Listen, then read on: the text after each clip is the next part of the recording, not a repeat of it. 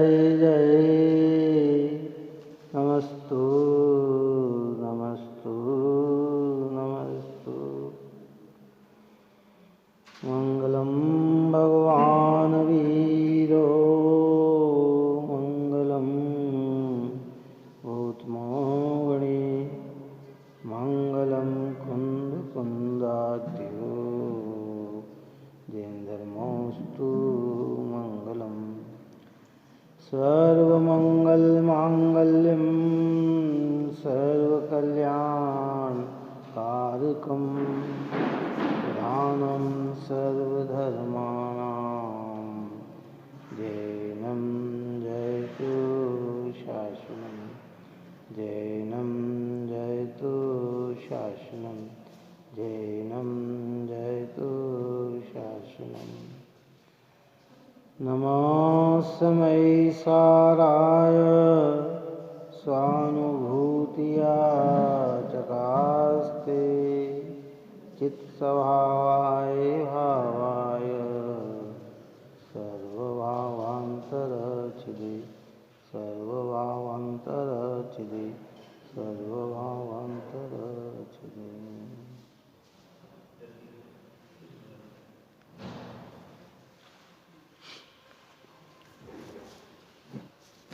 निर्गुणाधिकार की गाथा 157 से पूर्ण हुई। उसमें आचार्य भगवंत ने दृष्टांत देकर ये बताया था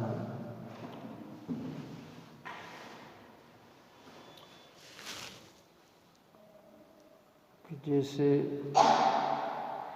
सेठ है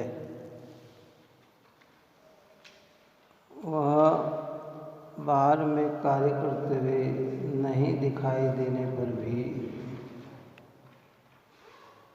उस कार्य का वह स्वामी स्वयं है। उस कार्य की कर्तृत्व बुद्धि उसमें स्वयं है। और मुनीम जो है वो कार्य करते हुए दिखाई देते हुए भी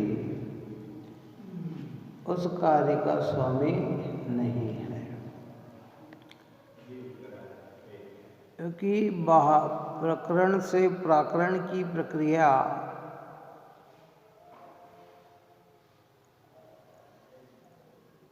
बाहर में प्रकरण दिखे पर प्राकरणिक हो ये जरूरी नहीं है। कार्य दिखे पर कार्य का कर्ता हो ये जरूरी नहीं है। कौन? जैसे मुनीम कार्य करते हुए दिखता है, दुकान चलाते दिखता है, बड़े बड़े शोरूम चलाते दिखता है, कंपनियां चलाते दिखता है, लेकिन वह उस कार्य का स्वामी नहीं है, क्योंकि उस कार्य का स्वामी तो मालिक है। और मालिक कार्य करते हुए दिखाई नहीं देता है, फिर भी उस कार्य का स्वामी कौन है? कि वह मालिक है। ऐसे ज्ञानी के और अज्ञानी बाहर में प्रवर्तते हुए न दिखाई देने पर भी भीतर से उसकी भावना रखता है, और ज्ञानी प्रवर्तते हुए दिखाई देते हुए भी भीतर से उसकी भावना नहीं रखता। वो जानता है कि सारी प्रक्रिया कर्म के अधीन है। इसलिए ऊपर की गाथा में कहा था कि सेवता हुआ भी नहीं सेवता, और कोई नहीं सेवता हुआ भी सेवक बने, प्रकरण की चेष्टा करे और वो प्राकरण जो नहीं हुए, कार्य करते हुए दिखते हुए भी कार्य। और ये महिमा पाई की है ज्ञानी के कि ज्ञान और वैराग्य की ऐसी अद्भुत महिमा है। अब इसी बात को आगे बढ़ाते हुए 136 नंबर के कलश में अमृतचंद्र आचार्य देव बहुत ही स्पष्ट भरे शब्दों में ये बात कहते हैं कि जो ज्ञानी होते हैं, सम्यक दृष्टि धर्मात्मा पुरुष होते हैं, उनको नियम से ज्ञान और वैराग्य होता ही होता है। क्योंकि बिना ज्ञान वैराग्य के ज्ञानी संज्ञा लागू ही नहीं होती। सम्यक दर्शन अगर है तो तो सम्यक ज्ञान के साथ है और संसार के प्रति उदासीनता के भाव को लेकर है ना। देखिए कलश 136। निज भाव को निज जान अपना पन करे जो आत्मा, पर भाव से हो भिन्न निज में रहे जो आत्मा, वे आत्मा सददृष्टि उनकी ज्ञान वैराग्य बल, ओ नियम से यह जानिए पहचानिए निज आत्मा। सम्यक दृष्टि धर्मात्मा शुद्धात्म तत्व का अनुभवी, जिसे एक चैतन्य आत्मा ही प्रिय है, जिसे अपना स्वरूप ही प्रिय है, ऐसा सम्यक दृष्टि जीव निज भाव को निज जान अपनापन करे जो आत्मा। निज भाव, अपना निज भाव क्या? उपयोग, जानने। इस जानने वाले आत्मा को समझकर इसमें ही अपनापन जोड़ता है। मेरा क्या है कि मेरा तो एक चैतन्यमय आत्मा है, ज्ञानमय आत्मा है। ये जानन जानन वृत्तियाँ, ये चैतन्यमय जो वृत्तियाँ है यही मैं हूँ, ऐसा समझकर इसमें अपनापन जोड़ता है। पर भाव से हो भिन्न नित निज में रमे जो आत्मा, कि पर भाव से भिन्न निरंतर एक दृष्टि का विषय उसका बना रहता है कि पर भाव से हो भिन्न नित निज में रमे जो आत्मा, अर्थात किसी भी प्रभाव में अपनत्वपन जोड़ता नहीं है। प्रभाव दो प्रकार के, एक चैतन्य की विकृतियाँ भी प्रभाव, और एक उद्गल धर्म आकाश काल के स्वभाव भी प्रभाव। प्रभाव यानी पर के स्वभाव है ना। प्रभाव का पर कहने से भिन्नता दर्शाई और भाव कहने से उनका स्वरूप दर्शाया। तो पुद्गल के, धर्म के, अधर्म के, आकाश के, काल से मेरा स्वभाव क्या है? भिन्न है। और फिर भीतर में चले तो जिन भावों में चैतन्यता नहीं है वो भाव भी मेरे से क्या है? भिन्न है, जिसको हम कहते हैं रागादिक भाव। इनमें वो अपनापन नहीं जोड़ता है। चिदालकार ने भिन्नता बताया नहीं, पुद्गल नव धर्म अधर्म काल इन ते न्यारी है जीव चाल है। ये पुद्गल, ये धर्म, ये अधर्म, ये आकाश, ये काल, इन सब से मेरी चाल यानी मेरा स्वरूप इन सब से भिन्न है। और अंतरंग में जाए तो ये रागादिक जो भाव है, जो शुभ अशुभ के परिणाम हैं, अच्छे बुरे परिणाम हैं, मंद तीव्रता के परिणाम हैं, ये परिणाम भी मेरे चैतन्य आत्मा से भिन्न है। ये भाव ज्ञान का विषय तो बनता है, पर इसमें विश्वास, अपनेपन का विश्वास करने का विषय नहीं बनता है। जिनका इनमें अपनेपन का विश्वास है उन्हें यहाँ अज्ञानी कहा है, और जिन्हें इनमें परायेपन का विश्वास होकर अपने ज्ञान में ही अपनापन का विश्वास है उन्हें यहाँ सम्यक दृष्टि कहा है।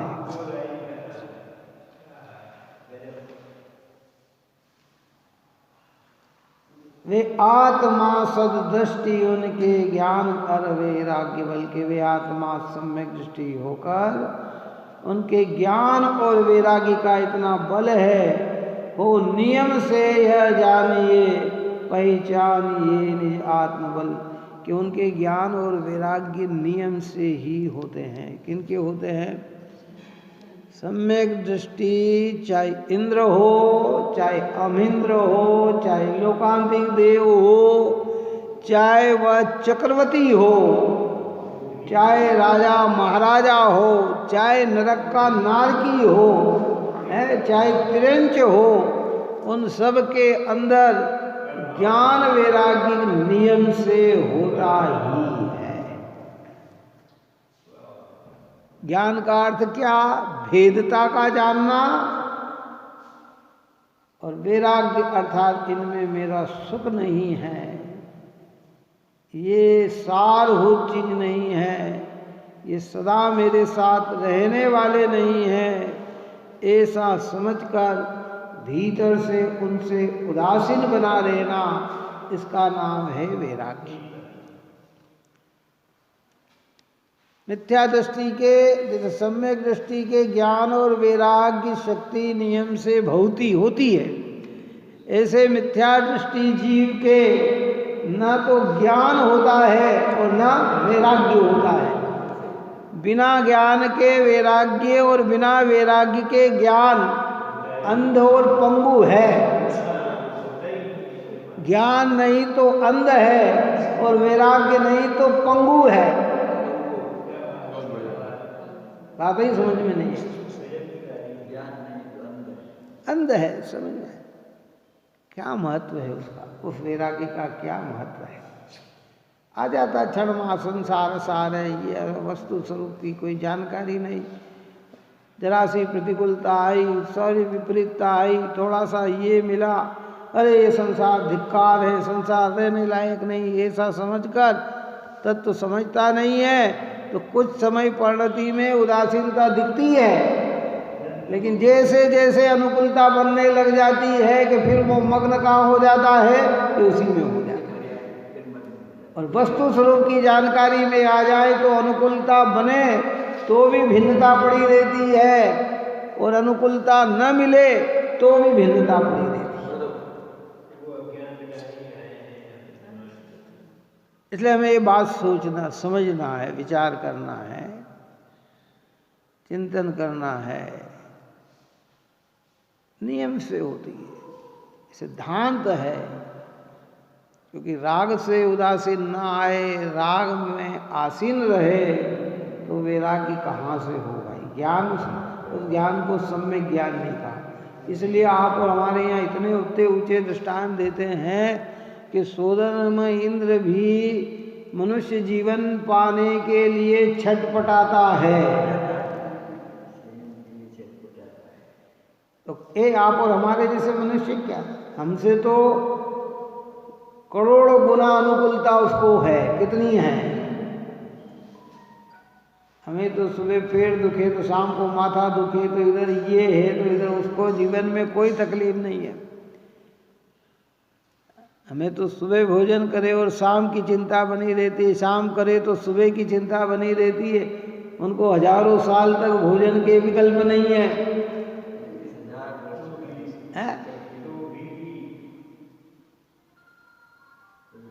हमें तो दो जने अच्छे बोले तो चार बुरे बोलने वाले मिल जाए, उन्हें एक व्यक्ति बुरा नहीं बोलता, एक शब्द उनका उदय ही नहीं है ना पाप का कि कोई उन्हें अशब्द बोले। फिर भी ज्ञान की वस्तु स्वरूप की जागृति में ऐसी अनुकूलता में भी वैराग्य बना रहता है। और धन्य है वे जीव निरंतर भावना रखते हैं कि कब मनुष्य जीवन लेऊं, और वैराग्य की वृद्धि करके निर्वाण मोह मणिपद धारण करके निर्वाण को प्राप्त हो। सोचे, हम विचार करेगा।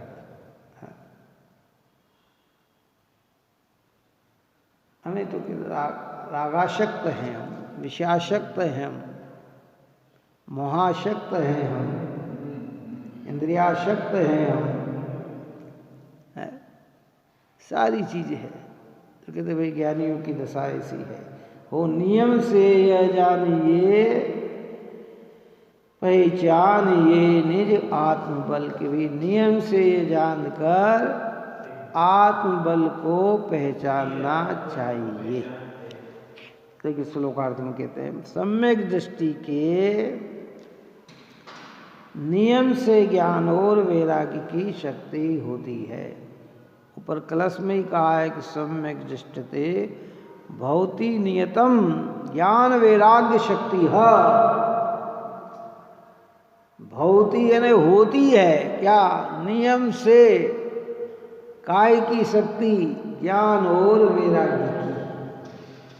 ज्ञान यानी भेदता भिन्नता का, और वैराग्य भिन्न समझकर उससे उदासीन बनाए रहे रहना।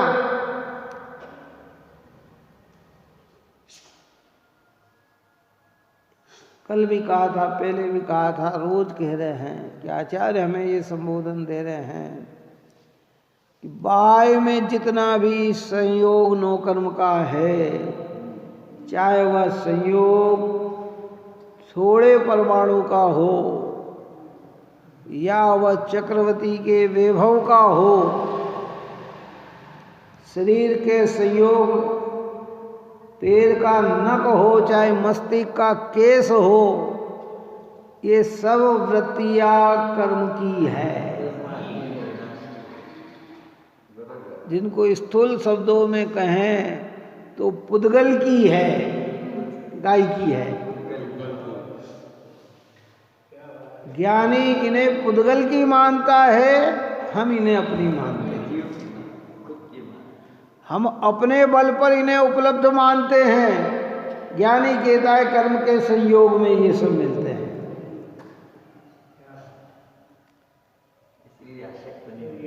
जो कर्म के उदय में मानते हैं उनमें भिन्नता का भान होने से उसमें रस नहीं आता, और जो अपना मानते हैं उसमें रस आए बिना रहता नहीं। बात ही सुन।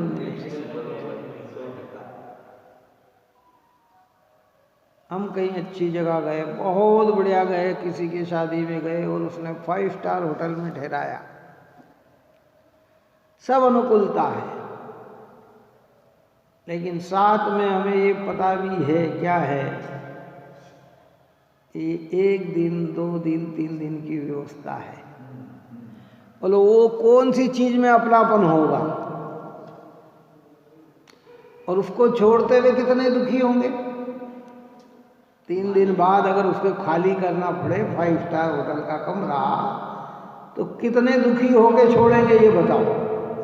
और अपने घर का भले कुछ भी सुविधा ना हो उसके अंदर,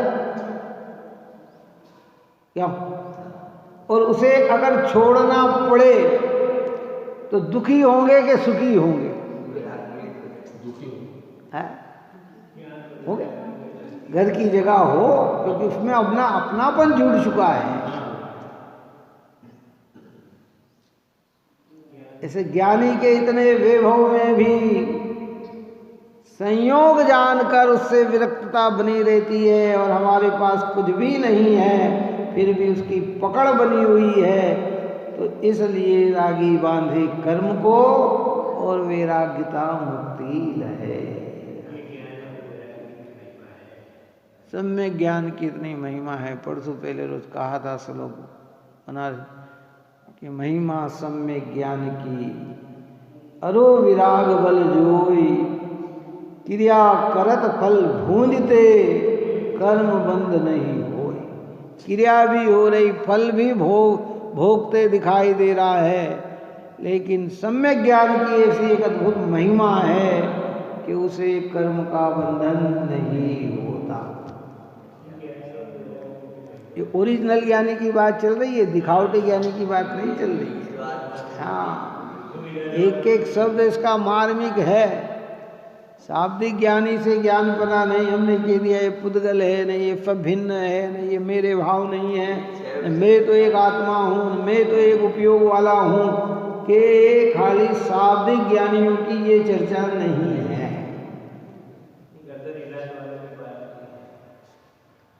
कई लोग चर्चा में इतनी अच्छी अच्छी बात कर लेते हैं कि देखने वाला दंग रह जाता है। वो ये कहता हो, देखो बात तो कितनी बढ़िया है ये बात। अरे भैया आप किसकी बात कर रहे हो, ये बाहर क्या पदार्थ, ये शरीर भी अपना साथ नहीं देता। कि बात तो बिल्कुल सम्यक है, लेकिन तेरे को विश्वास कितने % है इस बात पर? बोलो, बात कैसी है? सम्यक बात है, गलत बात थोड़ी है। कह रहा किसी का, अरे साहब सब कर्म के उदय में होता है, तो देखो वो कहते देखो साहब कल कैसे रहते थे, कितनी बढ़िया तरीके थे, इनके इतने नौकर साथ में थे, इतने काम करते थे, ऐसे आगे आगे आज इनकी दशा क्या हो। अरे भैया ये तो सब कर्म की अवस्था, वो कह रहा है कि कर्म की अवस्था है, फिर भी उसको विश्वास नहीं है। वही बात उसके ऊपर लागू हो तो रोदन मचाता है, रोना करता है, तकलीफ में आ जाता है, चिल्लाता है। तो क्या यहाँ कहते कि ऐसे सम्यक ज्ञान की बात नहीं चलती? जिनको भीतर से उदासीन होता है, जिनको अंदर से वैराग्यता जन्म लेती है, जिनको अंदर से तत्व ज्ञान होता है, उनके ऐसी सहज दशा होती है कि बड़े बड़े प्रसंगों में भी वे अपने चैतन्य आत्मा को भूलते नहीं है। वस्तु में पकड़ नहीं होती है क्या? इसलिए यहाँ कहते हैं कि सम्यक दृष्टि के नियम से ज्ञान और वैराग्य शक्ति होती है। नियम यानी क्या हो गया? ये सिद्धांत हो गया। बिना ज्ञान वैराग्य के सम्यक दृष्टि नहीं होता। कोई कहने ना साहब, ये कई लोगों को ये बाहर का ज्ञान भी बहुत हो, संयोग भी छोड़ दिया हो और शुद्धात्म अनुभव में नहीं आया, तो ज्ञान और वो वैराग्य भी नहीं है? और कोई कहते नहीं साहब ये सम्यक दृष्टि है और बाहर में तत्व का ज्ञान ही नहीं, पूछे कि तत्व कितने होते हैं या शब्दों में नहीं बता सकता, तो आपा पर का भेदता भी नहीं जानता है? न राग को जानता, न आत्मा को जानता, न कर्म को जानता, न आत्मा को जानता, न संयोग को जानता, न स्वभाव को जानता है। तो कभी ये तुम्हारा ये ज्ञान कहाँ से कहलाएगा?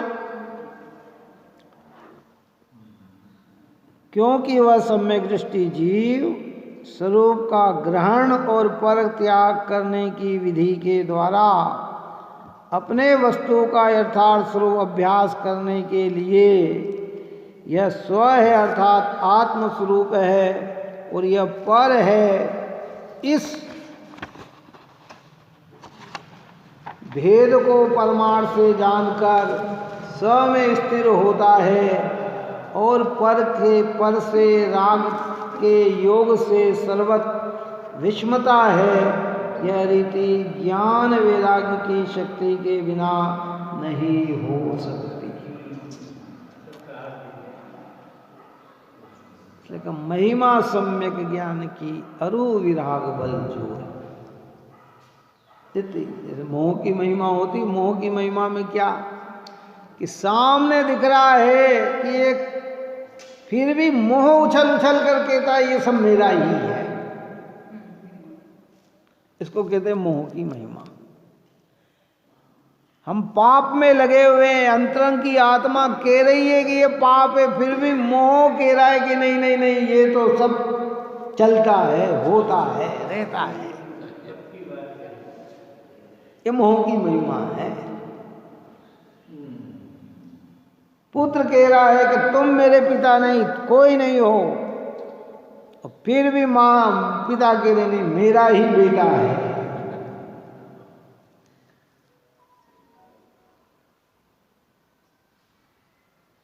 चलो ये मोह की महिमा है। इसको कहते हैं मोह उमड़ उमड़ कर आना।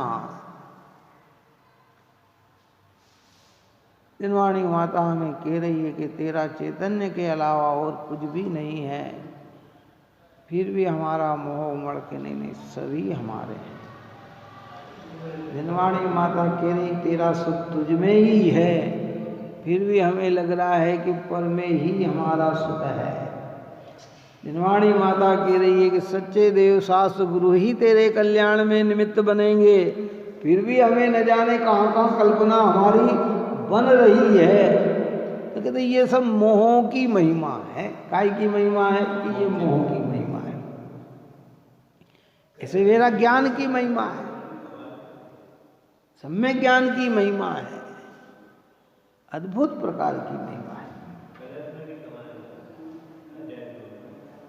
अब ये मापदंड हमारे जीवन में होना चाहिए, घबराना नहीं। समय पाकर वैराग्यता आए ना, वो वैराग्यता की महिमा नहीं, जो वैराग्य बना रहे उस वैराग्य की महिमा है। एकदम पुत्र का वियोग हो गया और संसार असार दिखने लगा कि ये वैराग्य की महिमा नहीं है। इसको तो हमारे यहाँ शमशानिया वैराग्य कहा है।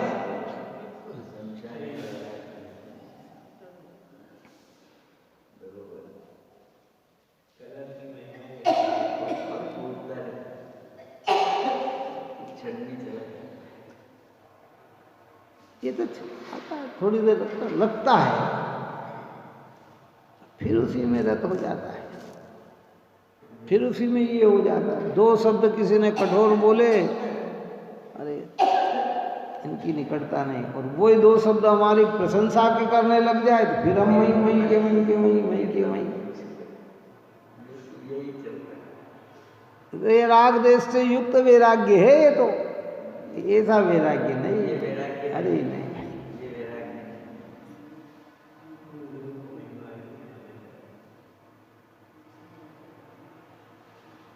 वारिसेन मुनिराज को वैराग्य था, वैराग्य आया। पहले ही तत्व ज्ञान के अभ्यासी थे, हैं। सैनिक महाराज के पुत्र वारिसेन, माता चेलना के पुत्र वारिसेन, हैं। इस चेलना ने बचपन से ही बच्चे को तत्व ज्ञान की, वैराग्यता की बात कही। संसार शरीर भोगों से उदासीन रहते थे, राजमहल में रहते थे और उदासीन थे। अष्टमी चतुर्दशी को एकांत में जाकर, शमशान आदि में जाकर ध्यान करते थे, राजपुत्र होने पर भी, हैं। और चोर हार चुरा के ले गया, अंजन डालकर दिख नहीं रहा था, और वो हार वहां से मिला, वो डाल गया। वो वहाँ पे पुलिस ने, सिपाहियों ने उनको पकड़ लिया, बोले यही मिला, वहाँ कोई दूसरा तो दिखा ही नहीं था। लाया गया है, सैनिक महाराज को कहा गया कि महाराज चोर पकड़ा गया है, राजमहल में उपस्थित करो। वारिसेन दिखाई दी, राजपुत्र ने चोरी करी, मालूम था उन्हें ये इसको कमी क्या है कि ये चोरी करे, ये इसका पूरा राज्य का मालिक बन सकता है। लेकिन अब प्रूफ के आगे क्या करे, गवर्नमेंट भी आज भी मजिस्ट्रेट क्या करे, आप मालूम भी हो, उसके अनुकूल प्रूफ हो तो सजा तो देनी ही पड़ती है ना। और फिर राजपुत्र तो उनको तो अपने राज्यत्व स्थापित करना था, उन्होंने कहा जाओ इन्हें सूली पे चढ़ा दिया जाए। इसी जगह अगर दूसरा चोर होता तो सूली नहीं, उसको देश निकाला दे देते, लेकिन राजपुत्र था, उनको तो सिद्धांत है। लेकिन पुण्य उदय और आयु की बचने से सूली भी सिंहासन बन गई। इस प्रकरण से उनका वैराग्य और बढ़ गया। अब जब सूली सिंहासन बनी तो चारों तरफ क्या होने लगी, जय जयकार होने लगी, हरि हरि। अब सैनिक महाराज कहते हैं कि चलो बेटा तुम राज्य संभालो। अरे संसार का स्वरूप तो समझ में था ही, अब इसमें और पावर आ गया। बोले तुम्हारे बिना इस राज्य का क्या होगा, तुम ये कौन किसके आधार पिताजी, सब अपने आधार, और जो पर को आधार बनावे वह मूर्ख सरदार। कौन किसके आधार पे हैं? सब अपने अपने आधार से हैं। हम कह रहे हमारे बिना इनका क्या होगा, इनके बिना। विकल्प आते हैं भूमिका में, परंतु कोई किसी के आधार में नहीं है। सब क्या है, अपने आधार से हैं। अब वहां उसे रस नहीं आया, और वही महाश्रेणिक महाराज वैराग्य को लेकर मुनि बन गए। और कितनी पत्नियां थी उनकी? 32 पत्नियां। सब सौंदर्य से सौंदर्य। स्तुतिकरण अंग में आता है ना कि फिर स्तुति कराया उन मुनिराज को, है चलो। तो ऐसे अद्भुत से अद्भुत कार्य होते हैं। ज्ञानियों को नियम से ज्ञान वैराग्य शक्ति होती है। वो बात का मुनिराज बनने के, हाँ वो बात का प्रकरण। और अज्ञानी की वैराग्य। अभी यहाँ से तकलीफ में नमोकार मंत्र की साधना करके बीमार हो गए, अशक्त हो गए, नमोकार मंत्र की अरे किसी ने उपदेश दिया संसार अच्छा न भैया, भगवान में ही मन लगाओ। भगवान में मन लगा लगा लगा लगा के पंच परमेष्टि का स्मरण करके कषाय मंद करके स्वर्ग का देव बन गया। क्या बन गया? और वहाँ जाकर उसी में तन्मय हो गया। काय में तन्मय हो गया। जो संयोग मिले बस सब भूल गया है। और जिनके अंदर से ज्ञान और वैराग्य शक्ति होती है वो वैसे प्रसंगों में भी अपने को जागृत रखकर वैराग्यता की ओर बढ़ते चले जाते हैं। या कृत्रिम चैत्यालय के दर्शन करने निकल जाते हैं, भगवान के सुमो शरण में पहुंच जाते हैं, साक्षात समंदर के दर्शन करने विदेश क्षेत्र चले जाते हैं।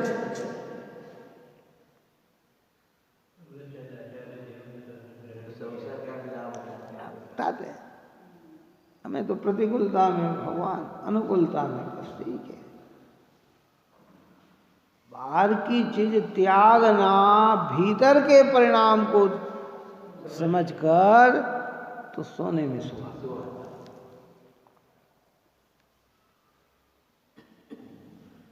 इसलिए अष्टपहड़ की गाथा में लिखा, 73वीं गाथा आई शायद कौन सी, कि मिथ्यात्व का हो त्याग पहले, फिर नग्न हो वे द्रव्य से। पहले काय का त्याग करे,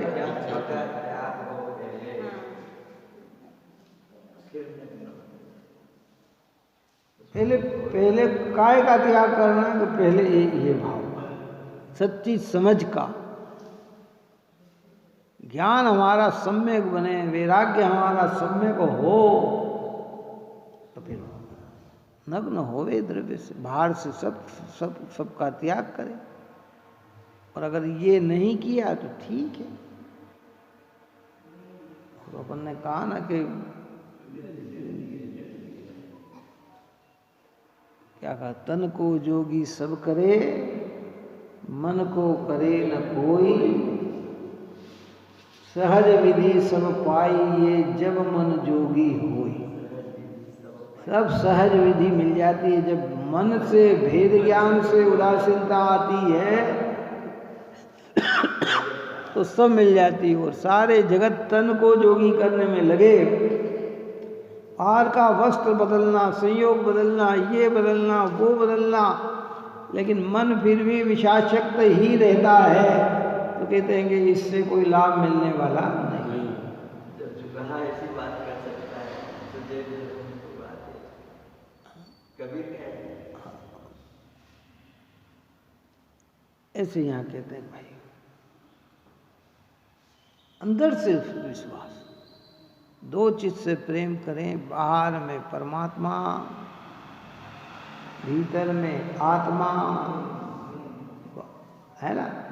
और आगे बढ़े तो परमात्मा के प्रति जिनको प्रेम हो, जो परमात्मा का सही स्वरूप समझते हैं, ऐसे ज्ञानी धर्मात्माओं के प्रति प्रेम, गुणगान, भक्ति, जिसे हमें कहते हैं आचार्य उपाध्याय साधु मुनिराज भगवंतों की निर्गंथ मुनिराज भगवंतों की ज्ञानी सम्यक दृष्टि जितने भी व्रताधिक धारण करने वाले दर्शन प्रतिमा से लेके उद्दिष्ट आहार त्याग प्रतिमाधारी एलक जी, चुल्लक जी, अर्जिका जी, जितने भी सम्यक रूप से परिणमे उन सब के प्रति वात्सल्य और प्रीति का भाव।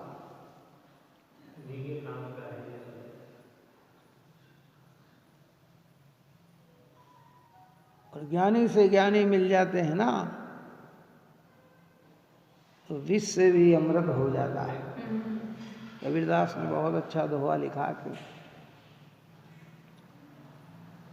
प्रेमी ढूंढत मैं फिरूं,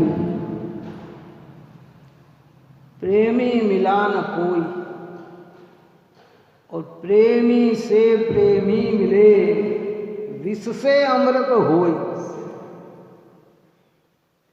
वहाँ उनका अर्थ प्रेमी का मतलब भगवान के प्रति भक्ति करने वाला। कौन? जिसे भगवान के प्रति भक्ति है ना, तो मैं सब ढूंढ रहा हूँ, मुझे कोई भक्त ही नजर नहीं आ रहा। और जब भक्त दिख जाए तो विष भी क्या हो जाता है? अमृत हो जाता है। हमारे यहाँ प्रेमी का मतलब सच्चे देव शास्त्र गुरु के प्रति और आत्म के प्रति अनुराग रखने वाले,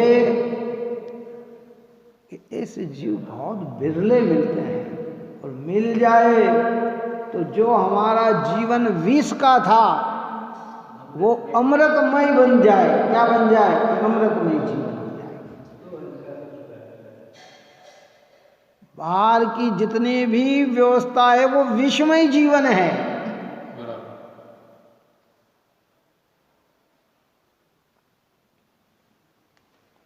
भाई साहब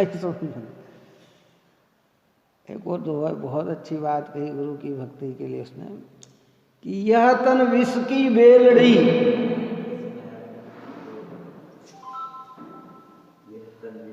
गुरु अमृत की खान।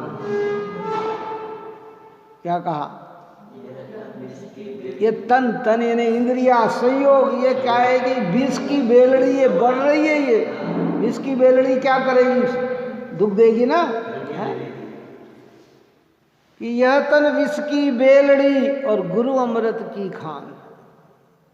ज्ञानी धर्मात्मा मुनिराज भगवंत, शुद्धात्म तत्ववेदी ज्ञानी धर्मात्मा जीव, ये अमृत की खान है।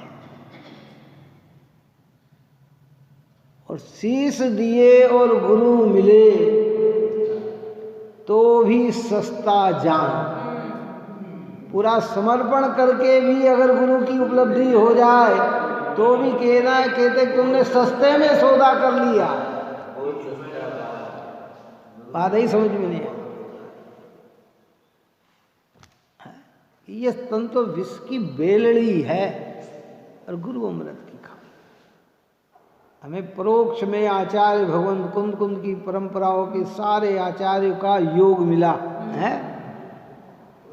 एक से एक आचार्य हमारे पवित्र हुए हैं। और आज भी जो इस आराधना में लगे हुए हैं, जो अपने को कुंद कुंद की आमना का कहलाकर कुंद कुंद जैसी वृत्तियां कर रहे हैं, वे सारे आचार्य हमारे लिए महिमावंत हैं। उपाध्याय हमारे लिए महिमावंत है। साधु मुनिराज हमारे लिए महिमावंत है। तो कहते कि गुरु अमृत की खान, और शीश दिए और गुरु मिले। देखो सबसे श्रेष्ठ चीज क्या है? शरीर में सबसे श्रेष्ठ चीज क्या है? मस्तक है। वो भी अर्पण कर दे तो कोई दिक्कत तो कि वो भी समर्पण कर दे और मिल जाए तो भी सस्ता जान के। महंगा सौदा नहीं किया, सस्ता सौदा किया। सारा समर्पण करके भी मिल जाए तो हम ठगाए नहीं कि ठगाए हैं। ऐसे अमृतचंद्र आचार्य भगवंत कहते हैं कि ज्ञानियों के ज्ञान और वैराग्य की शक्ति नियम से होती ही है। और ऐसे ज्ञान और वैराग्य से युक्त अगर हमें ज्ञानी मिल जाए तो तो समझना हमारा जीवन सस्ता, हमें बहुत समर्पण करके भी मिल जाए तो हमने कुछ समर्पण नहीं किया, सस्ता सौदा कर लिया। टोडरमल जी साहब जैसे, सदा सुखदास जी जैसे,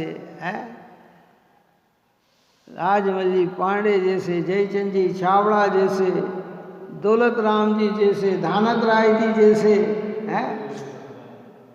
ये सब हमें, बनारसी दास जी जैसे, क्या जितने नाम ले, वृंदावन दास जी और भी बहुत सारे विद्वत हुए हैं, भागचंद जी हैं, और आज भी वर्तमान में अनेक वैराग्य युक्त गुरुदेव जैसे हैं, युगल जी जैसे, आदि आदि सब वैराग्य के जो जिन्होंने तत्व ज्ञान और वैराग्य की इतनी महिमा गाई। तो फिर समझो ये बात।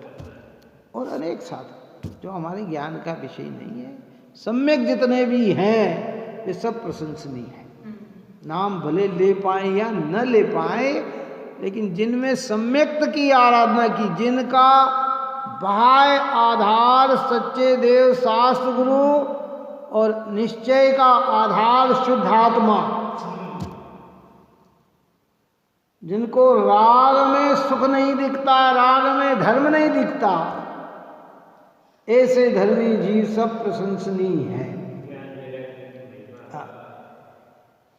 इसलिए परमार्थ से जानकर स्वयं स्थिर होता है और पर से राग के योग से सर्वथा विस्मता रीति ज्ञान वैराग्य की शक्ति के बिना नहीं हो सकती। ये ज्ञान और वैराग्य के बिना ये शक्ति नहीं हो सकती।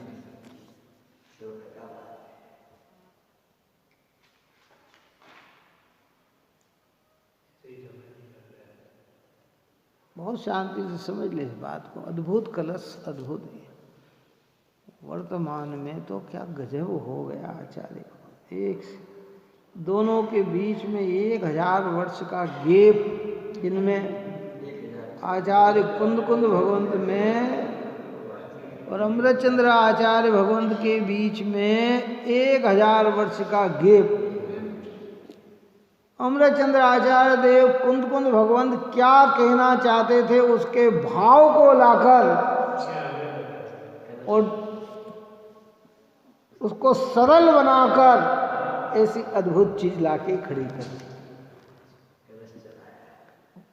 कलश ही चढ़ा दिया। वास्तव मंदिर बनाया कुंद आचार्य देव ने, न कलश चढ़ा दिया अमृतचंद्र आचार्य देव। तो शोभनीय हो गया। क्या हो गया? शोभनीय।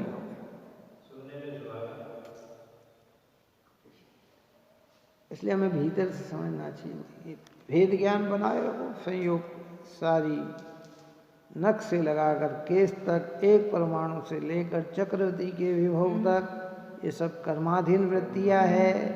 संयोग का आना, संयोग का जाना, मिलना बिछुड़ना, ये सब कर्म की वृत्तियां है।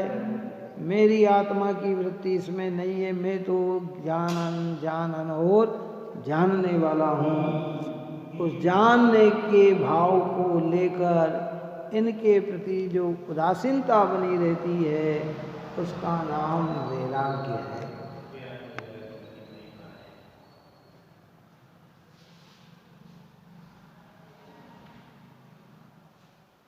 एक और बात कही कबीरदास ने कि प्रेम बिना धीरज नहीं और धीरज बिना वैराग्य।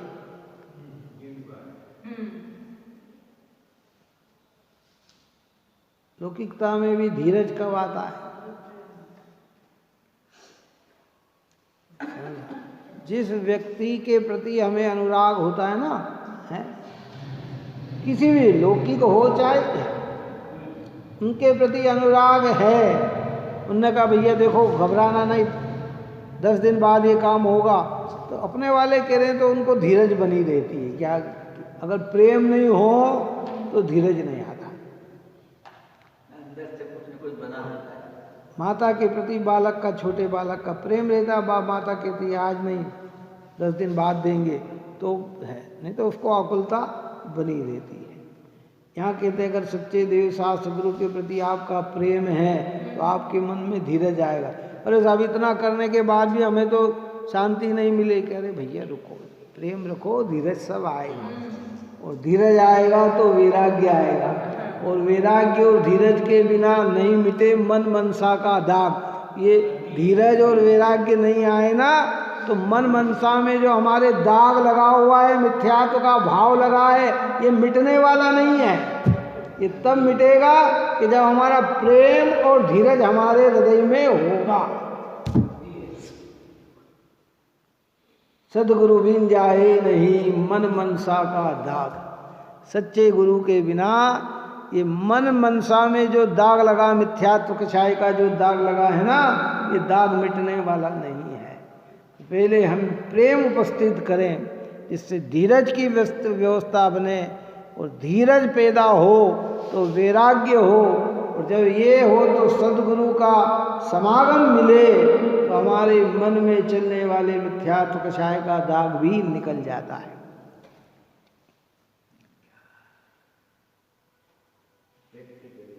विचार करें अपन, चिंतन करें अपन, बार बार घोपन करें अपन, घबराना नहीं। तो मार्ग तो अगर आंतरिक दृष्टि से कहें तो बहुत सरल है, और बाहरी दृष्टि से कहें तो बहुत कठिन है। बात समझ में आए? आंतरिक दृष्टि से देखें तो क्या है, ये बहुत सरल मार्ग है। अपने को अपना मानना और अपना उपयोग अपने में जमाना है, और बाहरी दृष्टि से देखें तो बहुत कठिन है कि अरे सब में अपनापन आ गया, लेकिन आत्मा में अपनापन आज तक नहीं आया।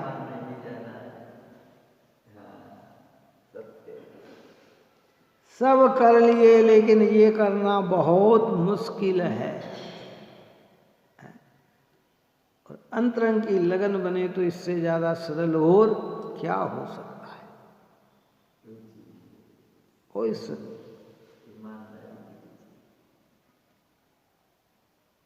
इसलिए अद्भुत कलश यहाँ चला। अब इसी बात को 198 नंबर की गाथा में आगे आचार्य कहेंगे कि ये कहेंगे कि सम्यक दृष्टि सामान्यता स और पर को इस प्रकार जानता है।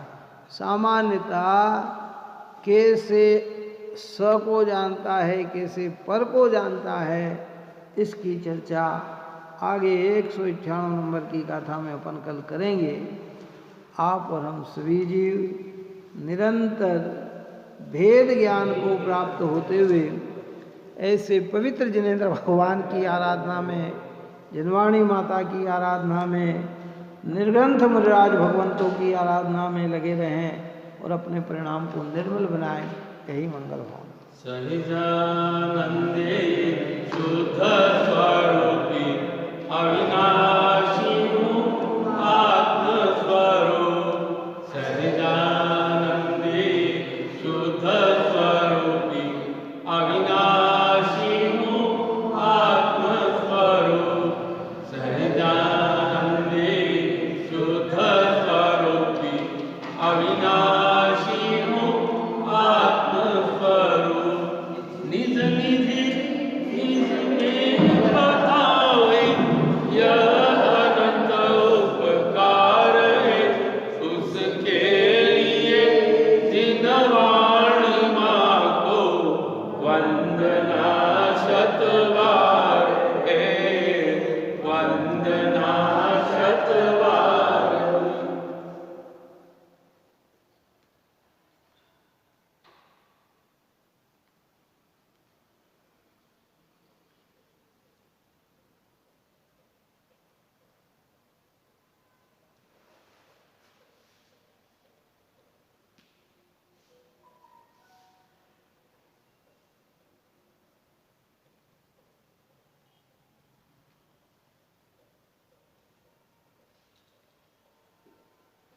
जावाणी के ज्ञान से सूझे लोग